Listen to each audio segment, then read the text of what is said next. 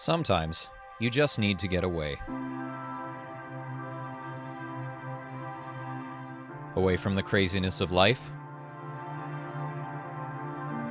your job, or even the city.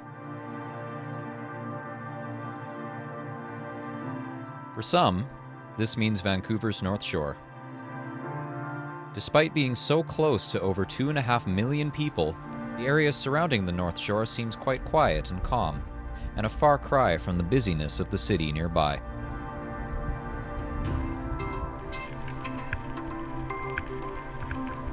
Over the years, it has become a haven for outdoor enthusiasts, skiers, hikers, and mountain bikers.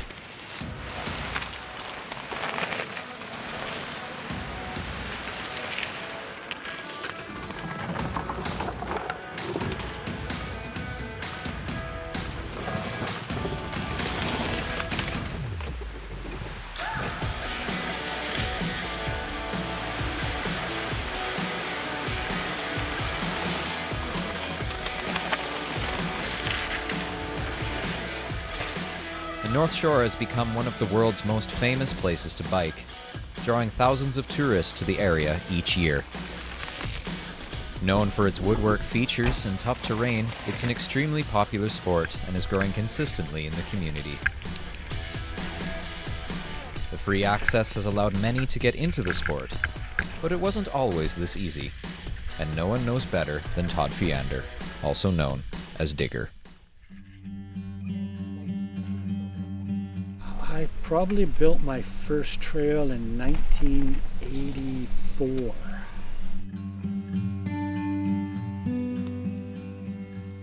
So my brother bought a mountain bike down in the States, brought it up to Baker where we had a condo, and we were all like, what's this stupid thing? I got a mountain bike after that, and I tried to con my friends into buying it, and they said, it's a fad. Mountain bikes, fad.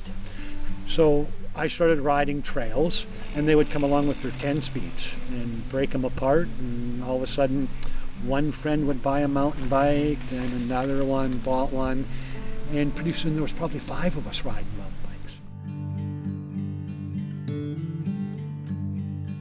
So we rode down this hiking trail called the St. George's.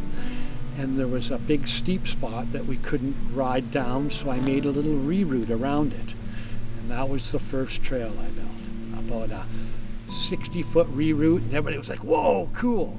So then after that, I made a trail called the Crosscut, and it was mainly just cutting across a road up on Cypress. And then I decided to make a big trail, and that was the Big I, and that was cutting edge, steep and deep. So my inspirations for building bridges and stuff was on Granny's. I'm in the concrete business. I took in a bunch of bags of concrete and made a concrete bridge about this long, that long, and about that wide over a little creek. And I decided I was going to put a unique bridge on all the trails that I built. Next trail was ladies. So I put a teeter-totter on in between an old log that had water running underneath it, and I put a teeter-totter there, and that's the first teeter-totter on a mountain bike trail in the world. 1997 is when I came out with my first video, the North Shore Extreme series, NSX, North Shore Extreme. And that's when people started seeing what was going on the North Shore. And it sort of got out to the world. Ladder bridges, teeter-totters, drops, roller coasters, stuff like that. Magazine companies were coming up here and doing interviews. We were getting in magazines and stuff like that.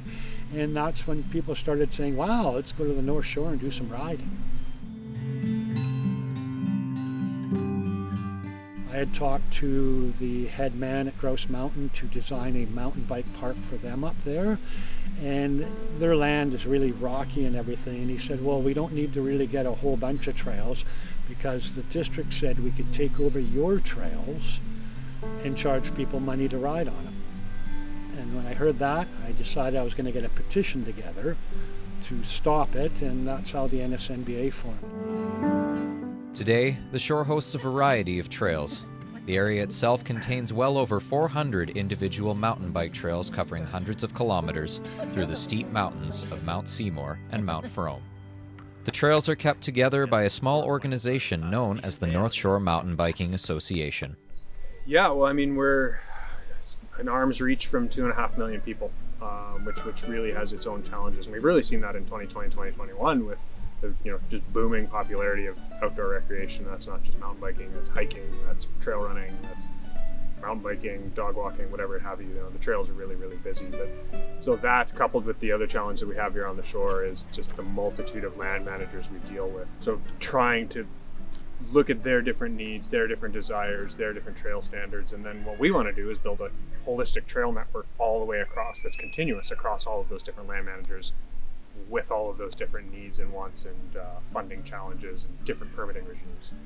They're a small group of dedicated mountain bikers looking to bring people together and bring trails for all, forever. I was fairly new to mountain biking. I rode a lot in the UK actually, and clearly the mountains are bigger here.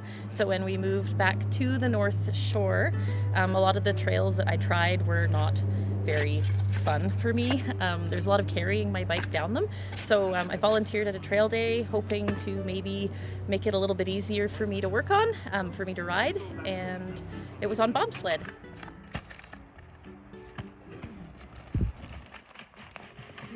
Anyone of any ability, any age, any skill level could ride it. Obviously, the better you get, the faster you can ride things, but we're trying to make things, rather than like the pro lines, and North Shore has a lot of very amazing riders and a lot of trails that reflect that, so trying to build some trails that are just a little more, I guess, entry level, and to make a network of trails that you can start as a beginner, or maybe bring your little kids on, and then they have something to work up towards. The trail crew is a small part of what is now a much larger organization than what started in the late 90s. And the statement of Trails for All is meant to go further and reach others who maybe wouldn't otherwise experience the sport. The Trails for All statement was born out of kind of the same kind of frustrations that the North Shore Mountain Bike Association was built out of, in the sense that in the work that the North Shore Mountain Bike Association was starting to take on, we were noticing how privileged our community and our membership was, and I think that there was some acknowledgement that we had to make around who we are, and that we wanted to start seeing more faces and start taking part in the conversations around diversity and inclusivity within our local community here on the North Shore.